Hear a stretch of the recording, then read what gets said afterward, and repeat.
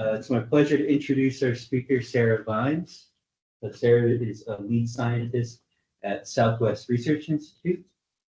We got our PhDs together, actually, at University of Texas at San Antonio. We did our research at Southwest Research Institute.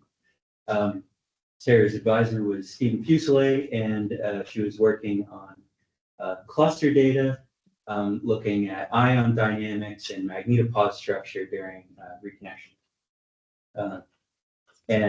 Sarah, after graduating, moved to APL, where she started working on Ampere, doing research on the magnetosphere's field line current system, and continued on her work on MS. Also branched out into cold plasma dynamics, emic waves, and other aspects of magnetospheric physics. Since then, Sarah has come back to Southwest Research Institute and is currently the co-PI on Ampere, co-investigator on the Lunar Vertex, NASA's Lunar Vertex mission, and is also working, the deputy PI on the solar magnetometer. And it's her work on the SwRI magnetometer that has brought her here this week.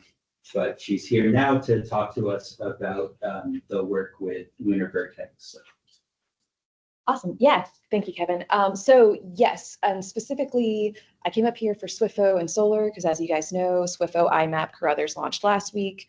And so things are turning on. We're going to commissioning. And then for the solar mag, that is basically a build-to-print of SWIFO. And so I'm supporting Roy Torbert and the team here with that.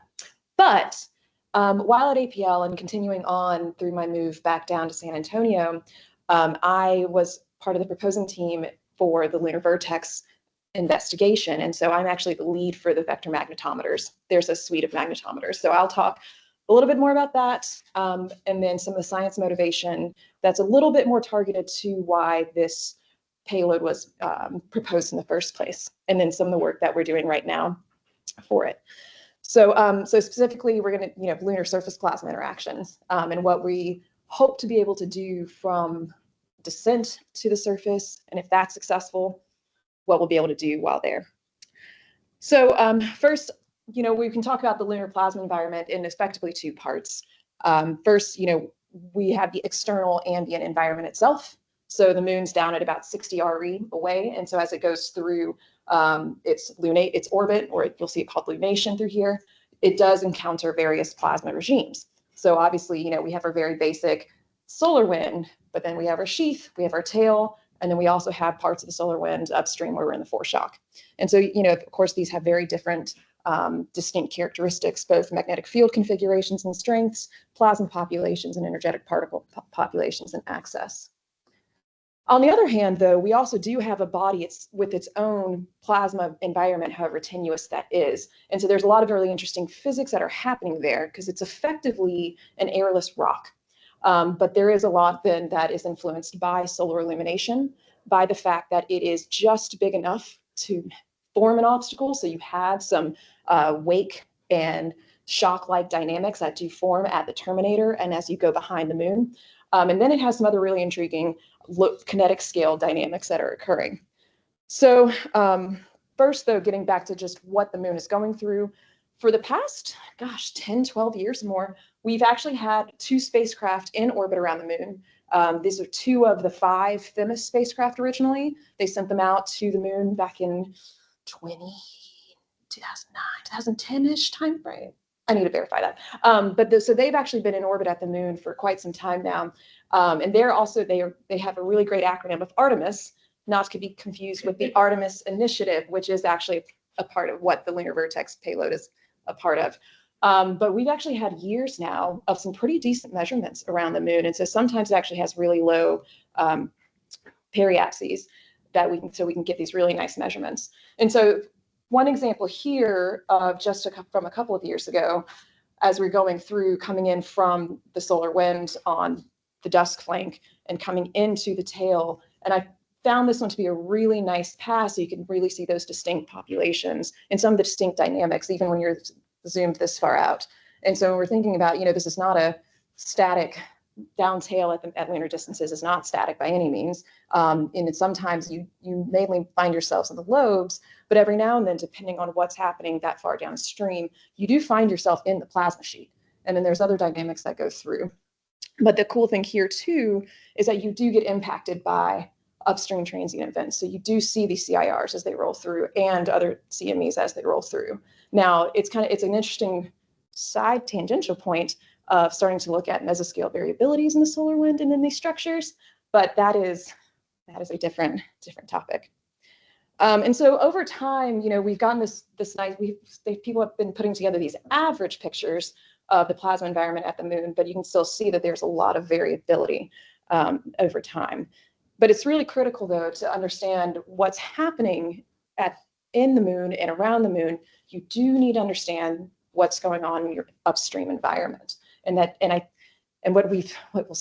I've seen going through is that more appreciation is needed for really when you're going through the sheath and into the tail.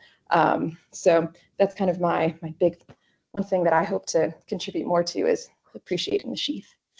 But now coming quickly into the plasma environment itself, I like this little summary cartoon, trying to just get a summary view of everything that's going on with this system. And so because it doesn't have a global field and it has a very tenuous exosphere, you do get direct access of ions and electrons to the surface. And importantly, as you're going through, because it's tidally locked, you'll always have a side that's facing the sun from our viewpoint, but then so you'll get differential charging, where you'll get, because of the solar illumination, and then so you'll have dynamics occurring from that. But there's a lot of small scale physics that are happening.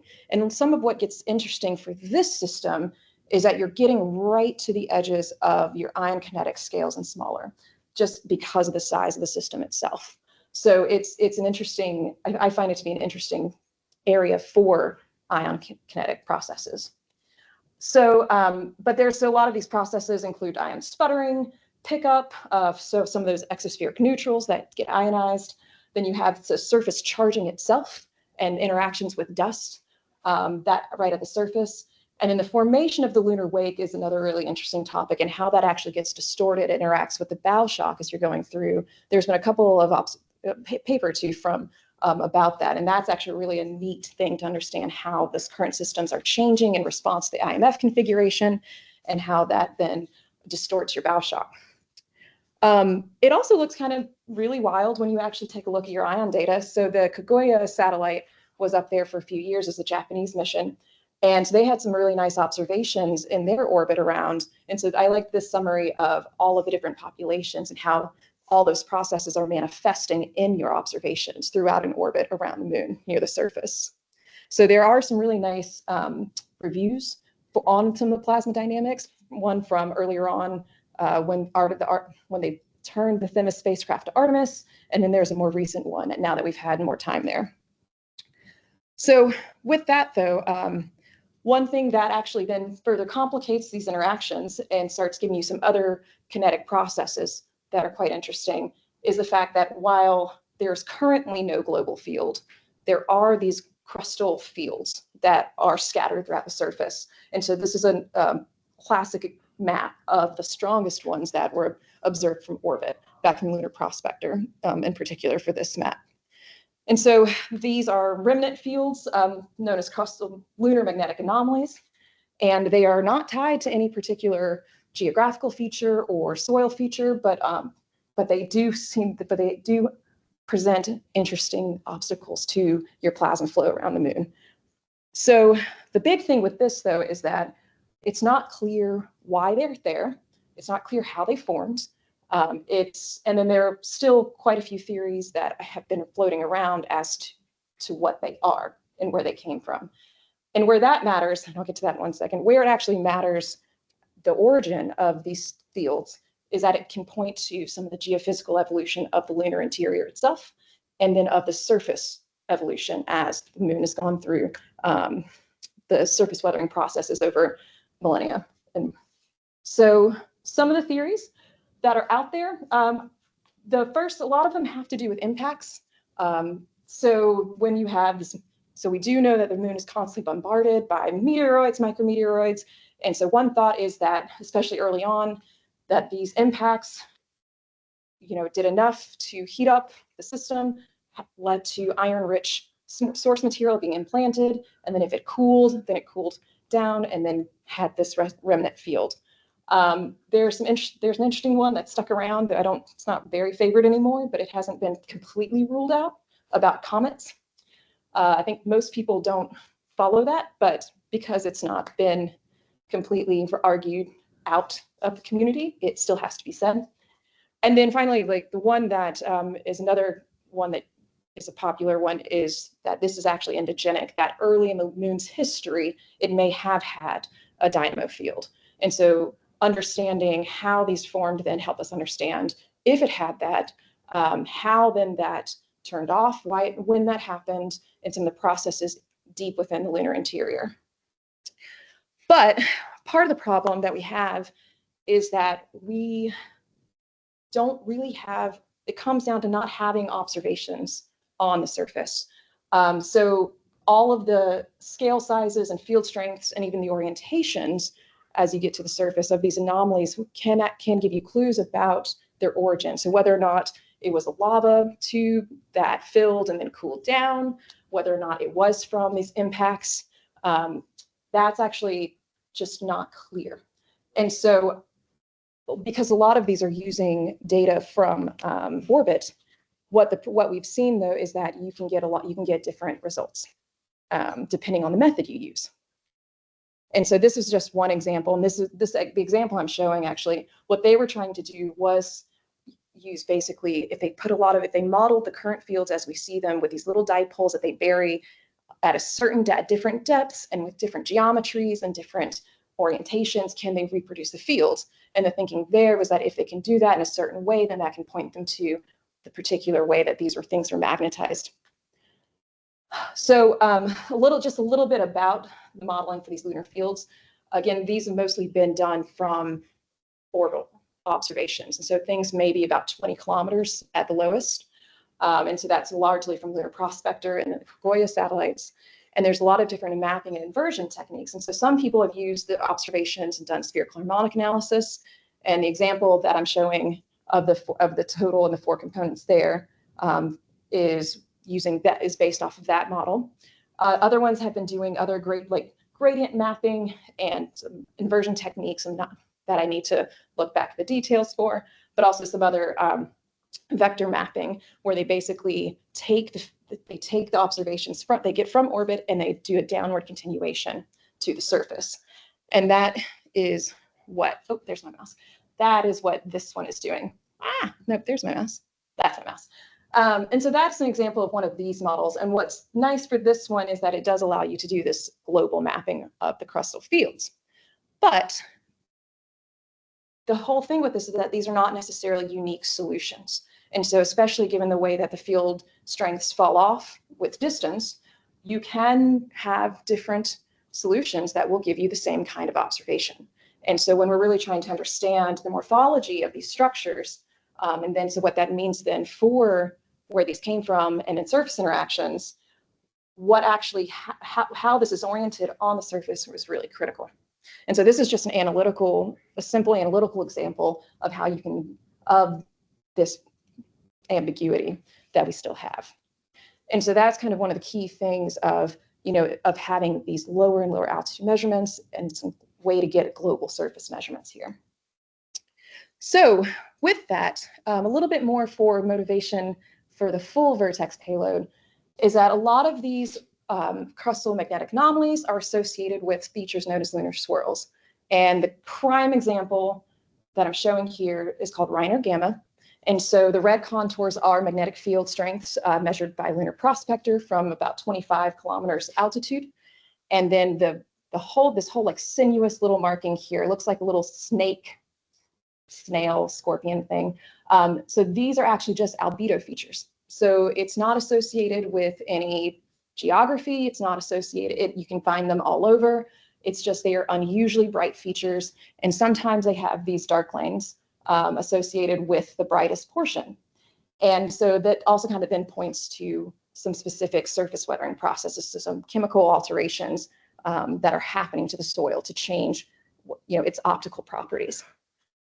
So there are a couple of theories for this too. So this is also one that's not fully constrained as to why these happen and where and what conditions will give them to you. I will say, I think the one that's probably the most accepted in the community at the moment is that this is directly tied to access of plasma and energetic particles to the surface. And so when you've got these magnetic anomalies, if they're strong enough and large enough, you actually have modulation of the particles that are reaching the surface. And so the bright spots then are where it's effectively shielded, so little access, whereas the dark lanes, we think, some folks think that that may actually be related to magnetic cusp structures. So if you've got any kind of acceleration or enhancements coming into these cusp-like structures, that then you've got an excessive amount of weathering. But there are some other theories out there. Other things come to dust effects and micrometeoroid ablation, exposing fresh material. And so the dust having these local electrostatic fields that move things around and then show these different properties.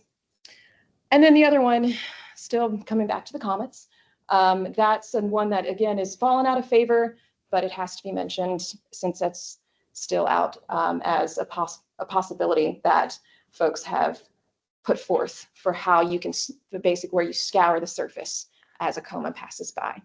The one thing for that one is we don't see that with Mercury. So that's, and which would have more impact from such cometary coma populations. So I think that's also one where, probably not. So though, coming back into the top and understanding how and why plasma will be modulated as it comes into the surface, especially around these anomalies, is that some of these are actually large enough to have magnetospheric-like interactions. So from Lunar Prospector and Kagoya and some other actually orbiting spacecraft like Chandrayaan, Artemis, and some of the Chang'e 2 landers. So there's a couple of landers, Chang'e 2, 3, 4, soon another one coming up. That they've actually shown through different means and usually through remote sensing of these kinds of interactions. And so one of the key ones that had come out from Kagoya and Chandrayaan were actually reflected electrons and protons fluxes. So basically things coming in, and then there is this surface, and then there's these interactions, and so they're either being pitch angle scattered and some being reflected back. Modulation in lunar ENA fluxes, and so these are ENAs that are being formed from the moon, and so where you have an enhancement versus depletion has been co-located with these magnetic anomalies. And then when you actually do some of the ion trajectories and some of the simulations and back mapping, they're able to kind of reproduce some of those pitch angle distributions. One thing I don't have on here is actually there's also been observations of Whistler mode waves. And so that's also been a really interesting thing. So at minimum, these anomalies are acting potentially with shock-like interactions, especially during part of the rotation. And so people think, so you can have some kind of precursor type interaction.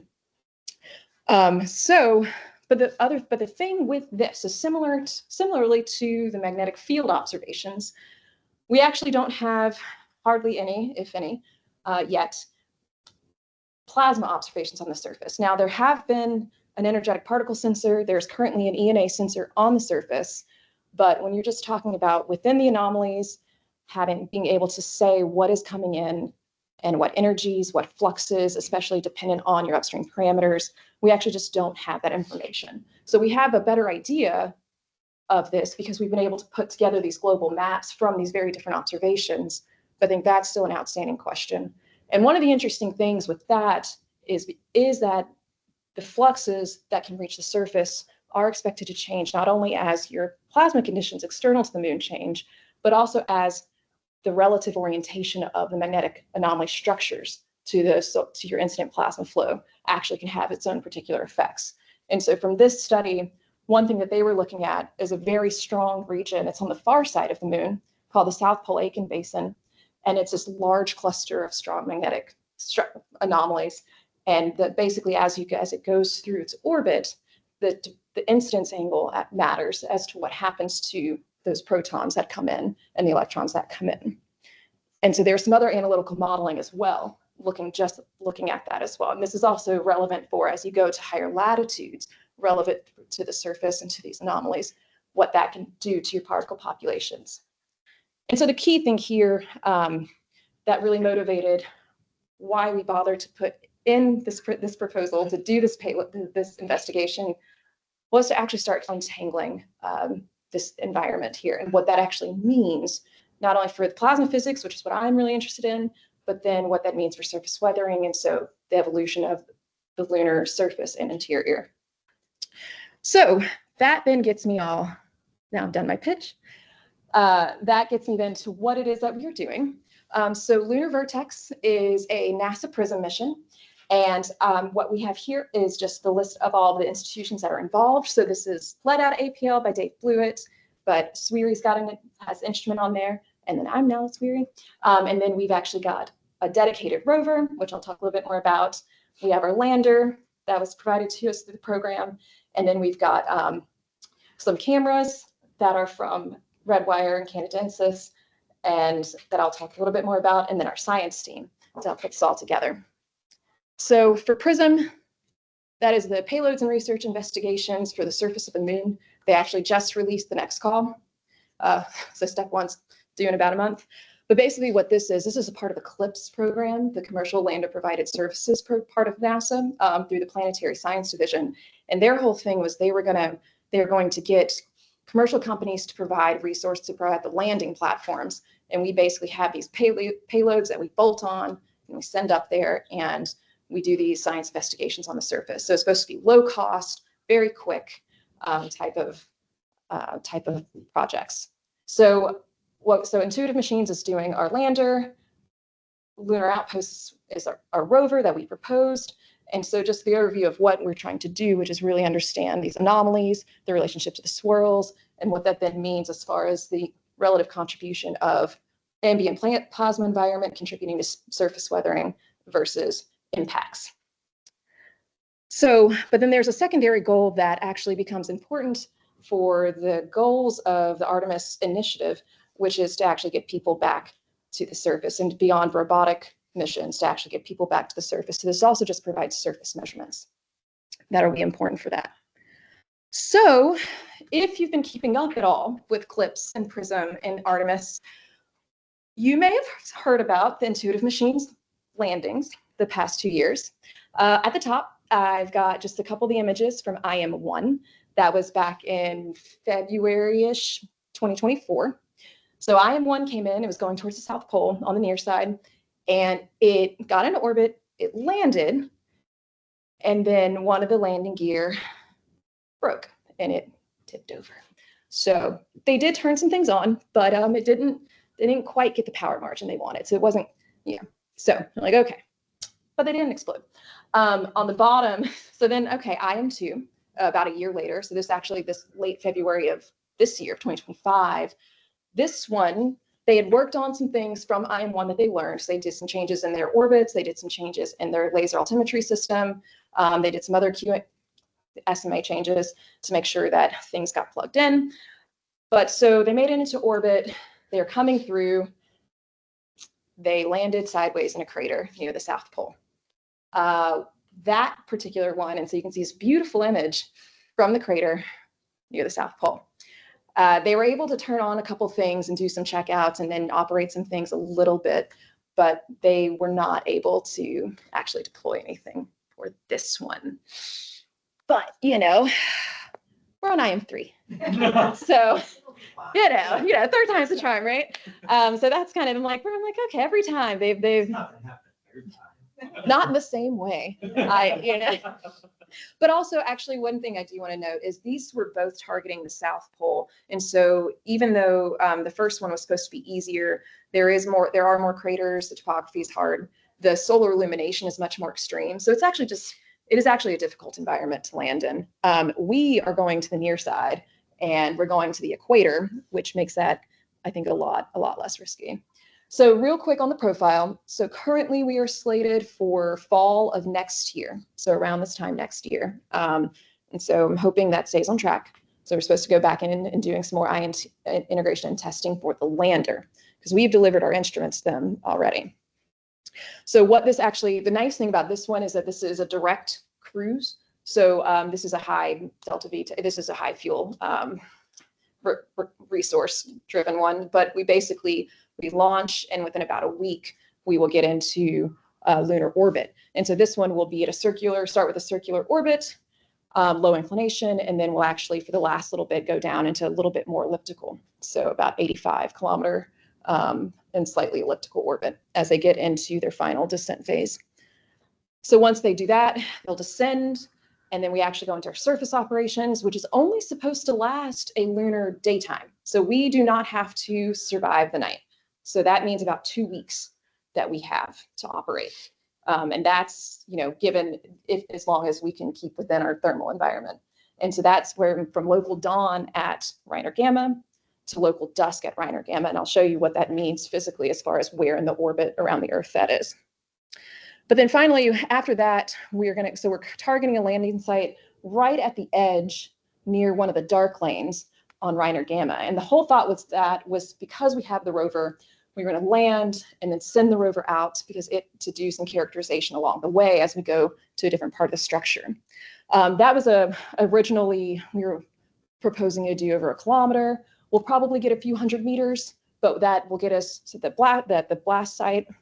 And then beyond that to less, to soil that's not been exposed to the thrusters from the lander. So that's kind of our radius that we're looking at. The hope though, is that we're able to actually still have the 2 Artemis spacecraft up, fingers crossed. There's also a Korean mission in orbit right now, and so hopefully they'll still be around.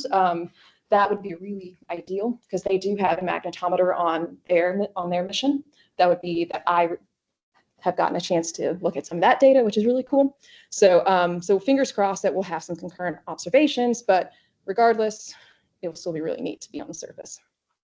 So really quickly, some of the instrumentation. So this is kind of my baby. It is the vector magnetometer suites. So we have one on the lander. So there's 5 sensors on the lander. This is a dual ring core flux gate sensor at the top that we had built at APL, and it sits at the very top of this carbon fiber tube, which is about 1 meter long.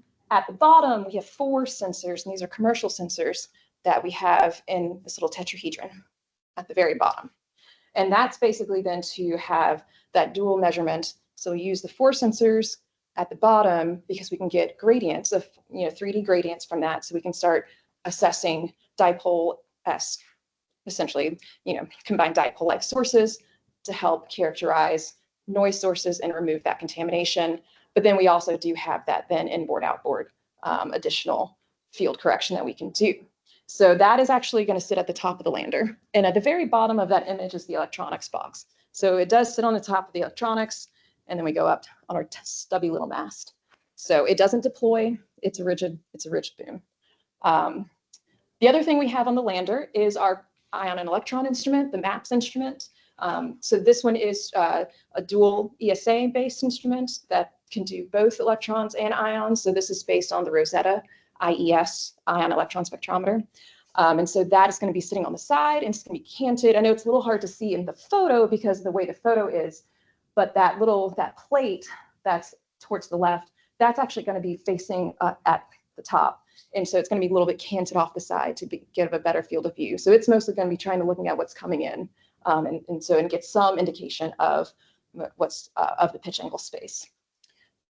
And then finally, on the lander, we do have a series of cameras to do some stereo imaging. So this is basically looking at surveys of the topography and the geology from the lander itself. So that does allow you to get some information on the regolith properties there.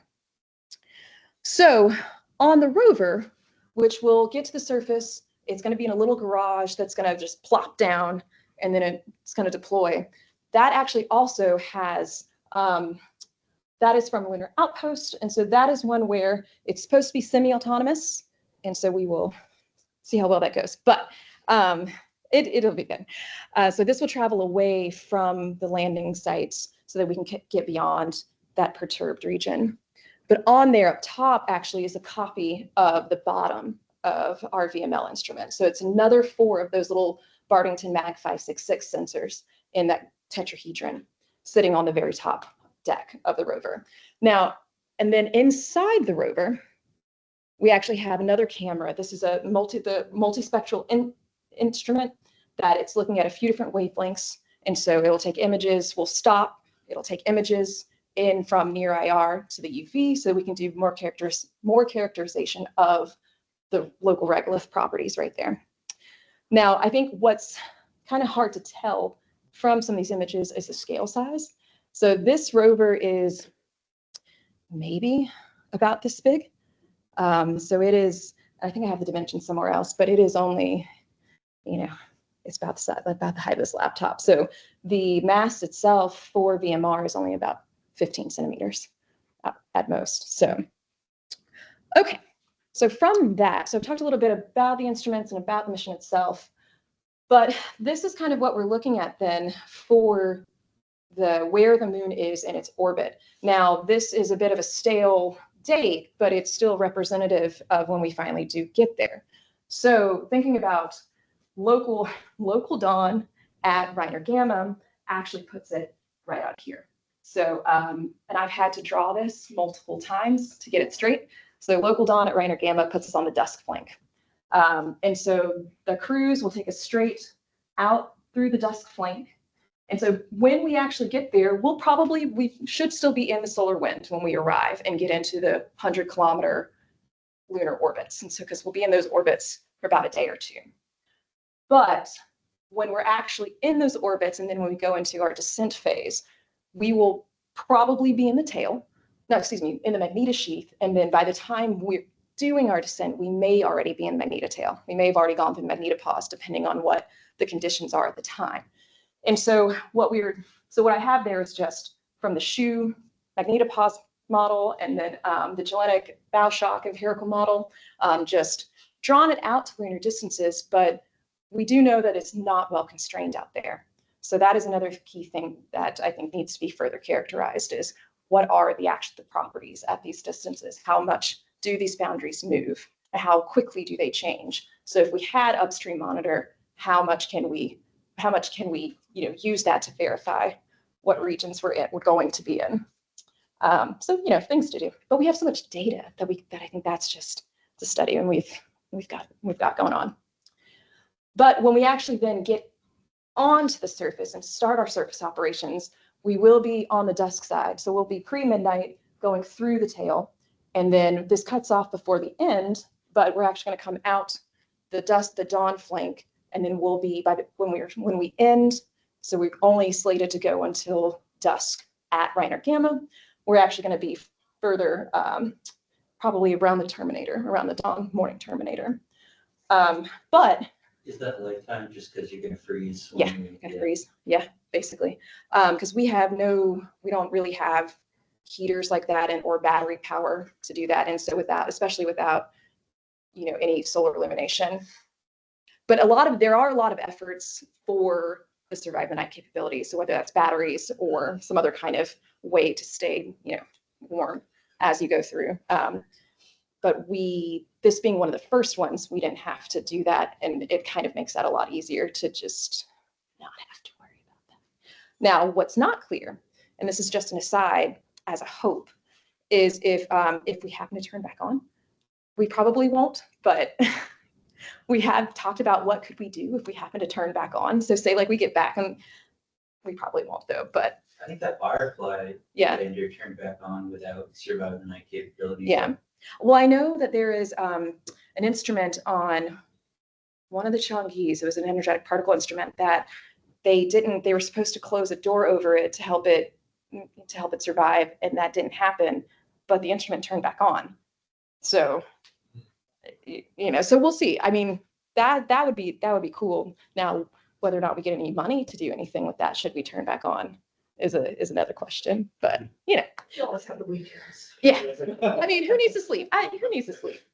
But the really cool thing with this kind of orbit is that we will get to sample especially as we're going through the tail, I think that's going to be a really cool time period to see what actually, what impacts we get to the surface. So with that then, I'm just going to talk a little bit at this endpoint now about what some of the work that we have been doing with some simulations. So, understanding the effects of this environment is pretty critical for understanding what we're going to be seeing on this once we are there in orbit and on the surface. And so, we have some of the empirical and analytical models, and then some simulations that we've been starting to run out to assess some of that possibility. So I'm showing an example on the bottom of this. Is basically the whole point for this one is if you change your dynamic pressure, how does that impact the structure and the standoff distance of the anomaly? Now, the thing here is that's using a model that's still using a downward continuation of the surface. So it is kind of known that those models are probably underestimating what we'll see, but by how much and to what extent, we will find out. So Yes. Is this the scale in these? Is that like kilometers or something? So the scale here on the Z for altitude kilometers, the scale on the X and Y are degrees of latitude and longitude in a selenographic system. Gotcha. Yeah. So analogous to geographic, but degrees. Oh. So remember, the lunar radius is 1740 kilometers. So about a third of an Earth radius-ish, if that helps at all. Don't ask me to translate degree. Yeah, I was gonna say, don't ask me to translate that to the degrees. The scale size is, a few hundred kilometers in one direction, and then more extended in along. I think this is the most extended direction. This is probably about 100-ish kilometers. Okay. I'll look back. This is spatially a smaller one than some of the others, but tens kilometer to ones to tens kilometer. Actually, I have a slide for that I can show you later. So one thing that we've been doing, we've been working with some folks in Umea, the University of Umea, and with a model that has been used for the moon and a little bit for Mercury and Ganymede to look at some of these plasma dynamics that are happening at these airless bodies. And so this is called the Amadeus model. So this is a multi-species hybrid kinetic model. So you have particle ions and fluid electrons. And the thing with this one is, so it's, instead of looking at, if it's full pick, that's really nice for some of these regional modeling so that you can really get at some of the structuring. And there are several studies using pick model for these anomalies, but this actually lets you get the global viewpoint. The other cool thing with this one is that it actually runs on GPUs. So he's got some like NVIDIA GPUs that he's strung together to run it on. And so I think that's the big thing, is the resource intensive nature of this one makes it appealing for this use. So I just have an example here of when he was first developing and putting this model out and doing its validation for the moon. So more recently, so this is from our collaborator, Shahab Fatemi. And so he's adding in another term for his electric field equation, and to better account for some of the dynamics, he was able to, he included the electron inertial term, which initially he hadn't been. And so I think that was able to much better represent some of the interactions, especially the interactions with the lunar crustal fields. So that's another thing that with this model is we've input from one of the models I showed earlier. So this is from Ravad et al. 2020, which is one of the downward continuation crustal magnetic field models. So input that into the domain, and so that you can then actually start assessing then the interactions with the local crustal fields. And so again, with this, we've increased the amplitude of the magnetic fields by about a factor of 2, and that's a better match than the observations that we've seen with Artemis, but still likely an underestimation, but it's a place to start. So what we've been doing is we've done a couple of runs, and he's finishing up another one for me right now. And where basically what we're starting with is controlled cases of if you just vary the IMF. So we're keeping the actual plasma density and speed the same, and then we are incorporating the small component of alpha particles. But then running it through and just letting then just this particular configuration of the IMF and looking at the interactions that we see around these around these magnetic anomalies. And so one thing here, and so this is just an example of the last time step for this model after things have come in kind of its equilibrium state. So what you'll see then here is where we've got, so this is then that crustal magnetic field model. And then actually then if you're just looking at then in the rest of the domain, you can already see here as you're coming through the terminator where you get this rarefaction region, and then you get this increase in void. And then similarly, where you'll have a little bit of this enhancements here right around the limbs, and then you get this rarefaction right behind the planet for the ions in particular. Now, I only have some ion moments that we're looking at. So I'm just going to show one of the two that we've done. So one of them was just a pure IMF-BY, and then the other one was more a Parker spiral angle type orientation. And so I'm just going to show the one of them. So this case, we basically took ephemeris predicts that we had and ran that trajectory through the simulation domain to then be able to extract those values along the trajectory. And so that is what this is showing. So this is basically, if we looked at then what we would expect to see from orbit, if we just were able to isolate the crustal fields as we've mapped them up to this point, then you can see what that would look like as we go through. And so for this particular one, and we're really only focusing then on this last little orbit and this last little bit, because we're just using a single timestamp, it's stationary, and so everything basically looks the same at the 100-kilometer orbits. But what I want to run down through here, so we're able to separate out the magnetic field in the model, which includes the crustal fields, separately from those input fields. And then we have velocity, and so you can see how that does change as you're coming into the wake, and how you are seeing the deflection as you're coming into the magnetic field structure. And then so then this is a convective electric field that we could produce. The densities that we have for both the protons and the alpha particles.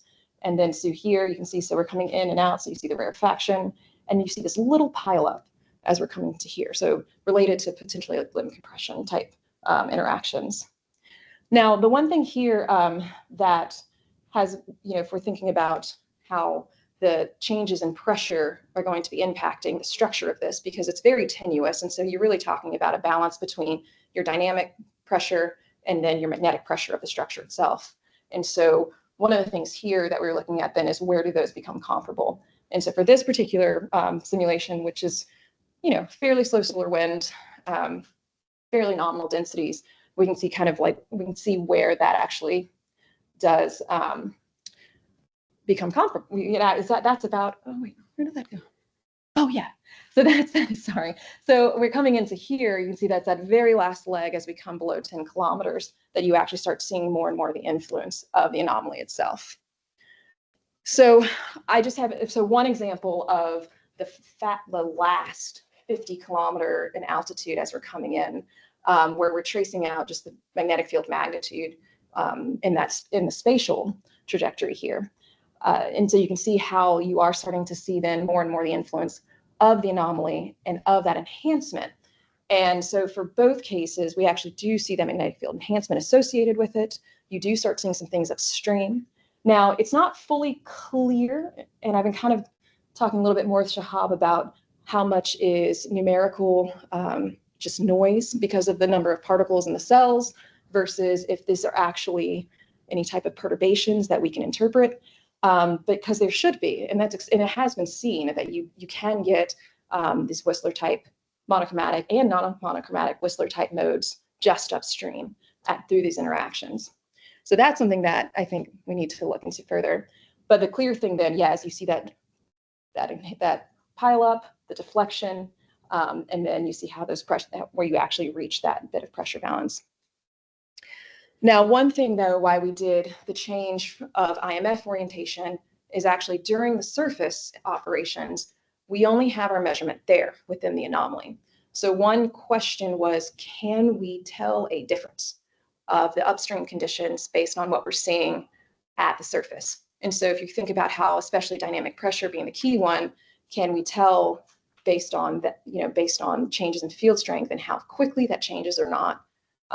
A, can we see it? And B, to what extent do we need to be able to resolve? And so this particular one, we're only changing the IMF orientation a little bit. But what that does show, though, is that we should see some differences. Now, if we're at above the surface in orbit, you can see really clear differences as we're coming in out of the wake, and even in the magnetic field and density structuring associated with those pileup regions. But on the surface itself, we can actually see some differences in the magnetic field magnitudes. And I think that's kind of the key thing of, giving us an understanding of how much we need to be able to resolve. So that's going to be a very challenging calibration. Because the whole thing with this program is that we basically weren't able to levy the same kind of requirements. But if we are able to get down to some of these kinds of magnitudes that we can see between our measurements, that's going to be really critical. So, okay, with that, I just want to leave just the summary here. So I think that the moon provides a very unique laboratory for some really interesting physics because you're at these kinetic scales. And so I'm very glad to see all of the interest coming back into studying the physics here. So, understanding the dynamics here is also important just for other airless bodies as we're going back to Mercury, which will have a really nice suite of instruments there that we can, obviously it's larger and it's got its own magnetic field, but I think there's a lot to learn there still. And so one of the key things then is when we have some of these surface measurements, how that can constrain not only our modeling, but what that means for the origin of this remnant magnetization, and then what that means then for the evolution of the lunar interior and of the surface. And so, so we hopefully will finish this up, and we'll get this out, and then fingers crossed, next year, I'll actually be able to not sleep because we will be in orbit and on the surface. So with that, thank you guys. Thank you so much for inviting me, and I'm happy to take any questions.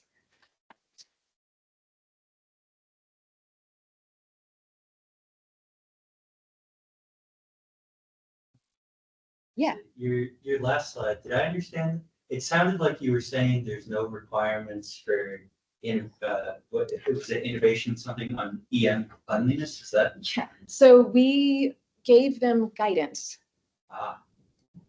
We were not, the whole thing, because this is the commercial provider, it's got other payloads, this is not a dedicated service, and to keep it cheap. Yeah. To keep it cheap, we did not levy cleanliness requirements on them. So for our systems, we did have requirements that we followed. We had practices that we followed. Yeah. And we gave guidance. So yes, I think the expectation is we're going to get what we get, and so it's going to be the real work will be in calibration and correction. Okay. Yeah, and also, by the way, to Kevin's earlier point, it looks like on the chat we have Bob Johnson, and he says about 28 kilometers per degree at the equator. Yeah, thank you. 28 kilometers. Okay, sorry, it's in a new quadrant. And also, yeah, so I think it was slide 25. Yeah. Sarah, you showed an animation in the upper right. Yes. Charged particles coming down. Yeah. Mm-hmm. What was the story in that? Is it kind of showing how some of this, like the structure of the crustal fields are developed, or? So yeah, this is getting, yeah. So that particular animation was getting back to the discussion of why you might have those dark lanes, and so versus the bright. And so if you do have a magnetic cusp structure in here, so this is basically like you have your magnetic field contours in this orange. This more reddish is supposed to represent electric field. And so you see about just the basic part of this. So if you do the particle trajectories, then some will be distorted, they'll be deflected or scattered, or even to the point of being reflected, whereas others, they'll have much more easy access to the surface through these cusps. So that is what that was trying to summarize. Yeah. So would that only be the case for a specific IMF? Or is that always happening? Or? That is a good question. I mean, that is a good question as to whether or not that's going to, like, what is the influence of the orientation? You know, my initial feeling of it is kind of similar to when we have different orientations at the magnetopause, but on a much smaller scale. I think I don't want to say anything wrong. But I mean, so one, I know Jasper Hallekas has been wanting to look to see whether or not you could get good orientations that might mean reconnecting fields, for instance. You know, and if we could have some of those dynamics there. That's actually not, you know, I think there's the jury is, for some folks, they don't think that reconnection can happen there, but you know, I'm kind of the opinion that it can happen everywhere that it's conducive, but we just haven't had the ability to discern that. Lead It's gen not has, quite your question. I don't know that I actually answered your question though. It's close, okay. Okay. Yeah. Yeah. lead gen supposedly has some evidence or models of Mhm. electron only. That's what they're thinking. Yeah. Yeah, that's what Jasper was It's trying to. 28 kilometers, that's Yeah. or Yeah, the actually. proton thermal gyro radius, even in sheath. Yeah. Tail, the gyro radius is much bigger. Yeah, actually, I think I had made this as like a back of the envelope kind of assessment. So basically, this is just proton gyro radius. So I wasn't even looking at the electrons for this one. But the color scale is the gyro radius based on your magnetic field, right? And the energy, assuming all of the particle. And so some rough idea of the populations that you can move things around if you don't. But this is kind of, but then also then thinking of like the spatial scales that we're talking about too. So are we going to be, because one question is this particular structure, is the spatial scale of the structure and its variation comparable or smaller than that, than your typical either solar wind proton or, you know, some of your plasma in the sheath. You know, so one question is, do you get to the point where some of these particles don't even see this structure? And that's certainly the case for, as you go super thermal to energetic, that they're not going to really be influenced, certainly not by the Reiner gamma structure, because it's just spatially too small. That wasn't your question either, was it? Okay. Okay. I think it was more or less my question. Okay. There's some interesting on the concept of reconnection at these small Mhm. scale. There's some interesting laboratory studies at the UCLA where they simulate these ion scale magnetospheres. You're familiar, and they change the dipole orientation. I think Yishin Lu was talking to me briefly about that. Yeah. It's still in the early Yeah. stages, but has shown that they can get reconnection at these sort of small scale, like these ion scale. Yeah. Yeah. Now, does that, I guess one question then is, you know, what does, thinking about the populations, like, so I know for this particular one, you've got, you know, your incoming, your very dense sheath and or your denser sheath populations, your highly beamed, you know, few cubic centimeter solar wind ion populations. But then on the other side, it's tenuous exosphere. So I guess I'm curious. Scaling. Yeah, that's what I'm curious about. Yeah.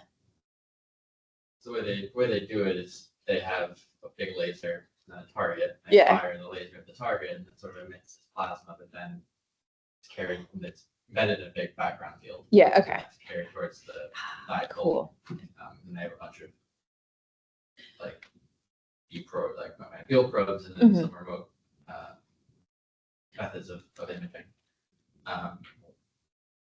That might. And I don't remember the Yeah. exact scaling. I can send you some of the paper. That would be It's pretty cool stuff. Yeah, that would be sweet. How do these kinetic scales compare to the moon diameter, let's say? Because global kinetic simulations are always impressive. And I'm wondering what kind of range of scale you have. So You need to cover, on the other hand, this large global scale, right? And on the other hand, this presumably smaller kinetic scale, but is it even smaller than the moon diameter, or? no, that's an excellent question. So would like to be able to defer this to Shahab Fatemi, but since he is in another country, I can't. I think he's the right person to ask for that because that's something that he has been thinking about a lot, even when he was putting this summary together. So what I want to say is that yes, there is even smaller scale physics that aren't fully resolved from this particular simulation. And so, and because I think he's not fully resolving the electrons that we are missing. Yeah, for the ions, I that is a good question. I don't know that I have a good answer. I mean, these structures, magnetic structures, Yeah. how big are those? So, okay, I see. That actually depends. Some are quite large, and some are quite small. So going back to, actually, let me come back to this guy. I think this is an easy image. So, so we are talking about, so this guy being on the order of hundreds kilometer in some of its dimensions versus this covers a good chunk of the far side of the moon. So I think, so it actually varies a lot. So I think some of them, and so there's actually the recent paper that was looking particularly at this SPA cluster was basically talking about how that is big enough to have effects that some of these smaller spatial scale anomalies aren't going to have, simply because it is that large spatially.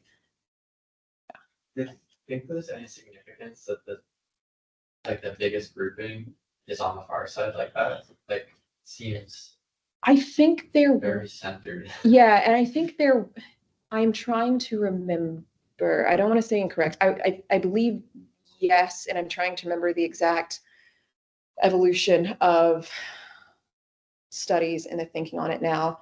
What I'm trying to remember, and I don't want to be incorrect, so I will go find those papers. I know this particular paper, I think, talks about that in particular. It might be tied to how these were formed. Isn't the far side older than your side? So the far side's more bombarded because it's always facing out. So that's the key. And then so there are different soil properties, whereas so you don't have some of the stark basaltic features that basaltic typically are formed from lava flows or melts. But so there is different mineralogical composition, and it has a much older cratering history that's not been resurfaced, from what I understand. We're starting to get into the realm of geophysics that I feel like I am reaching. So actually, starting from the Richmond and Hood 2008, I think is a nice start for when they were mapping them and trying to then summarize where they might have been coming from. So you're talking about specific types of rocks. Oh, okay.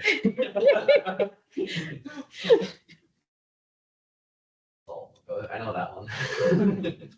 I'm trying to connect this picture to the simulation, what the rover would see. Mhm. So this is kind of mapped out by compiling all the low altitude Mhm. observations. Yes. And we know there are these regions where the magnetic fields are stronger. Mhm. So from there, the simulation kind of mapped down to the surface. And Yes.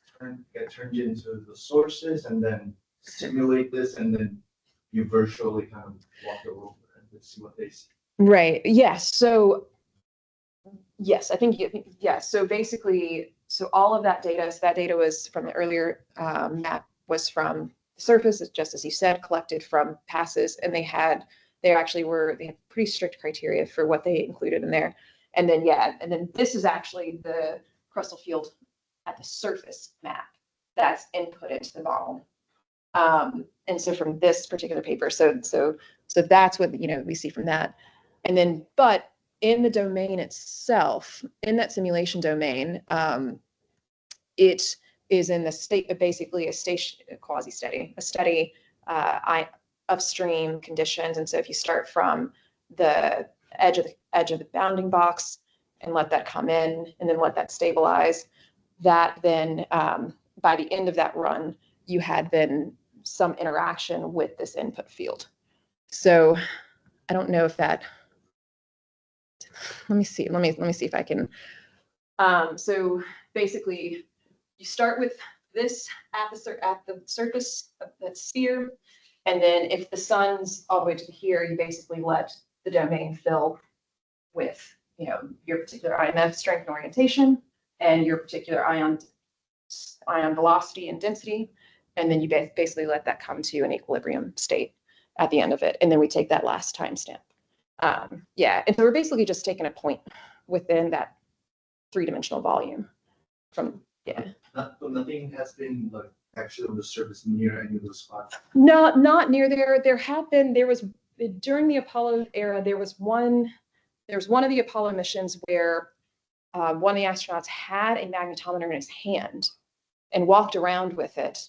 I'm trying to remember exactly where that was, but it was not in an anomaly.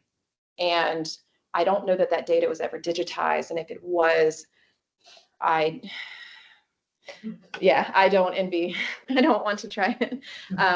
But that's a key thing. So yeah, we, have had a sensor on the surface, but not in these kinds of regions. And that's, so for instance, Chang'e 4 was actually in that far side cluster.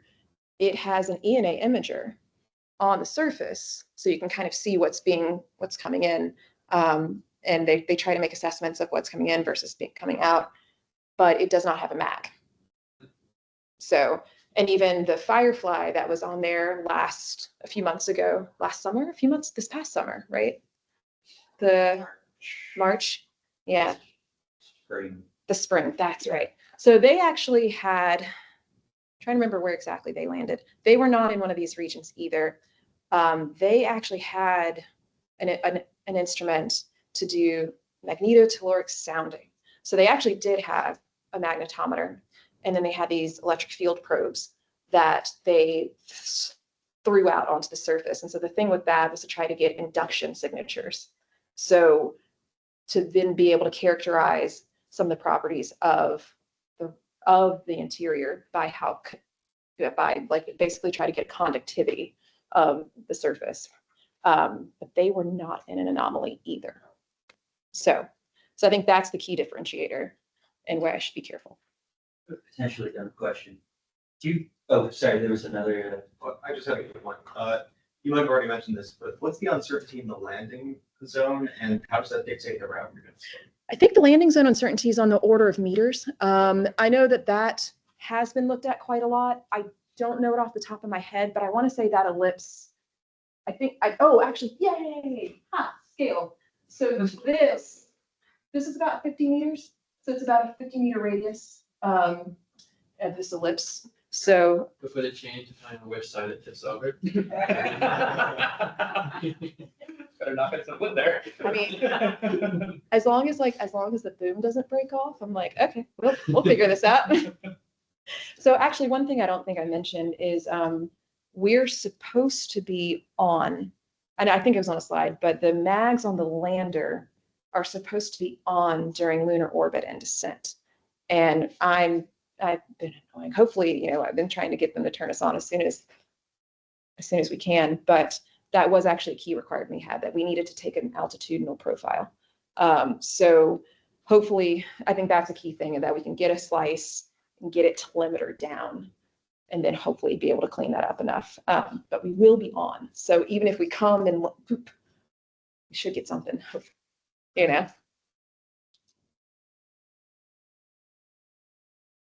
Well, I think we're just past the hour here, so let's thank our speaker again. No, thank you.